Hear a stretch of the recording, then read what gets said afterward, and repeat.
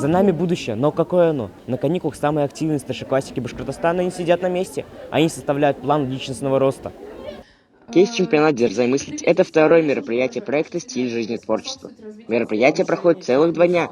160 школьников из Республики Башкортостан в возрасте от 13 до 17 лет занимаются развитием своей личности и планируют будущее уже сейчас. Я знаю, что вы здесь представляете свои проекты. Расскажи, пожалуйста, про свой. У нас проект связан с экономикой. Вот, у нас в команде получается 8 человек. Мы составляем как бы такую, скажем, таблицу, схему. Туда вписываем критерии, как вот можно улучшить экономику. Ну, в общем, все, что связано с ней, мы вот вписываем туда и сейчас будем защищать. Ребята поделены на 2 команды. Задача участников чемпионата — придумать идеальное решение. Почти каждая задумка сложна в воплощении, потому что существует огромное количество, но в реальной жизни. Здесь их учат успешно преодолевать. Расскажите, чем полезен этот кейс-чемпионат? Для меня пользу этот кейс-чемпионат выразил тем, что мы научились работать в команде, прокачали свои навыки разговора, мы общались с другими ребятами.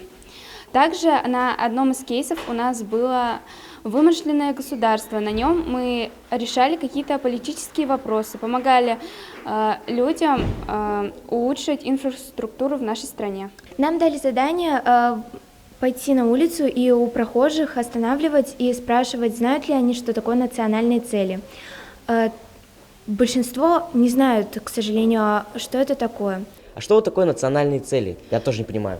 Национальные цели – это то, что может помочь нашему государству развиваться и стать лучше. Сегодняшняя наша национальная цель заключалась в том, чтобы повысить рождаемость людей в России. В этом году ребята познакомились с национальными целями развития России до 2023 года. Здесь они попробуют выстроить на базе своей школы деятельность волонтерской площадки, которая будет осуществлять вклад в достижение этих целей.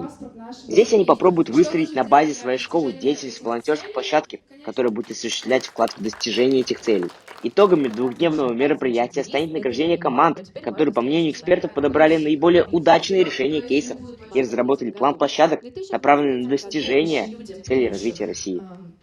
Стиль жизни творчества. За 2 дня кейс-чемпионата ребята научились мыслить по-новому и не бояться действовать. Арсений Гайнуллин, Ренат Кашапов специально для Горы новостей.